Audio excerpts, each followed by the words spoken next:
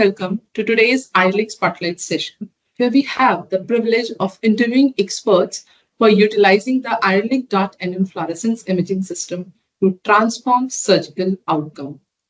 In each session, we explore how advanced fluorescence imaging technologies is changing the surgical landscape and enhancing patient care. Today, we are delighted to have Dr. Bhavin Vadodariya, currently leading the Head and Neck Surgery Department at SSO Cancer Centre, Ahmedabad, a board-certified surgical oncologist with a MS in general surgery and a DNB in surgical oncology. Dr. Vadodariya is highly respected for his expertise in head and neck oncology, particularly in thyroid, parathyroid, oral cancer, larynx cancer surgeries. Trained at Tata Memorial Hospital in Mumbai, Dr. Vadodariya has had the opportunity to refine his skills under the guidance of some of the leading experts in the field. We are excited to learn about his experience using advanced fluorescence technologies such as near-infrared autofluorescence. Welcome to the IRILLIC Spotlight. Thank you very much, Dimple, for this kind introduction. And I strongly believe precision surgery should be there in a surgeon's armamentarium. And I'm glad IRILLIC is doing same to propagate the same. Yeah. Thank you so much. So with this session, we are looking forward to hearing how these innovative technologies have impacted your surgical practice. So deep diving into the conversation, I would ask my first question. So how has near-infrared autofluorescence been helpful in thyroid surgery? What specific benefit have you observed from using this technology? Yeah. So let me tell you about the traditional problem surgeons encounter during thyroid surgery.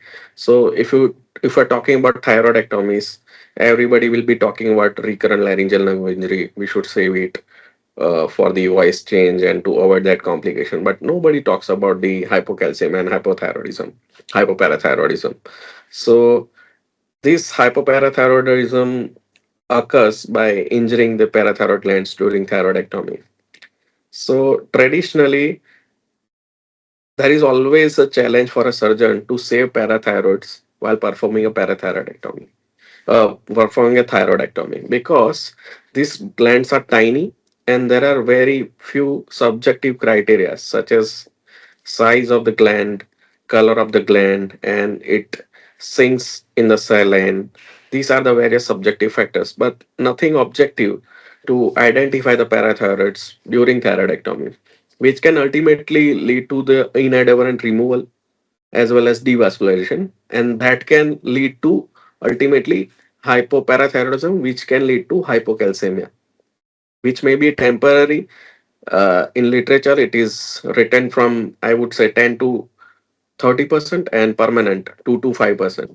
So this complication is debilitating to patient, which nobody talks about. That he or she has to go long term about the supplements, calcium supplements. There are various symptoms like weakness and all due to hypocalcemia. So I would say NIRF, near infrared autofluorescence, plays a big role to identify the parathyroid during thyroidectomies. How?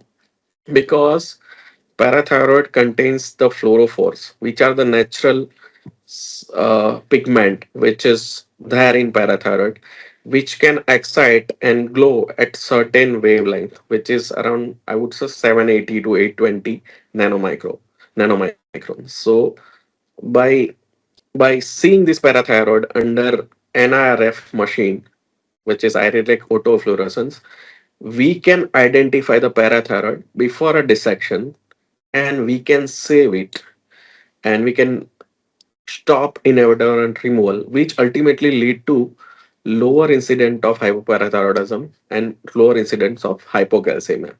So, so I would say this is an era of precision where there should be no subjective criteria to identify such an important gland, and it should be objective evidence. And I would gladly say that NIRF plays an important role for the objectifying this evidence So we can say that how does parathyroid look? It glows. Right, sir. That's very nice to hear from you, sir, that you consider precision at most of importance. Coming to my next question, sir, can you please share your experience with ICG autofluorescence in thyroid surgery and how this technology improve your ability to identify critical structure and enhance the precision of your surgeries? Yeah. So ultimate goal to identify parathyroid during thyroidectomies, which can be benign or malignant, is to preserve the vascularized parathyroid because we want to decrease the incidence of hypocalcemia. So even if you have saved parathyroid, but it has lost its supply, there is no use. It can ultimately lead to hypocalcemia.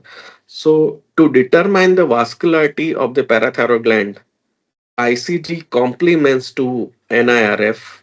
By injecting ICG, we can know the vascular supply of the parathyroid, and ultimately, if we can find the feeding vessel of the parathyroid by injecting a small amount of dye, and ultimately we can found that this gland is vascular or not. And for the non-vascular gland, we can know beforehand during surgery only. And that same non-vascular gland can be auto-transplanted into sternocleidomastoid muscle during intraoperative only to decreases the incidence of hypocalcemia. So in my practice, I always use both techniques such as near infrared autofluorescence as well as I inject the ICG to determine my parathyroid vascularity.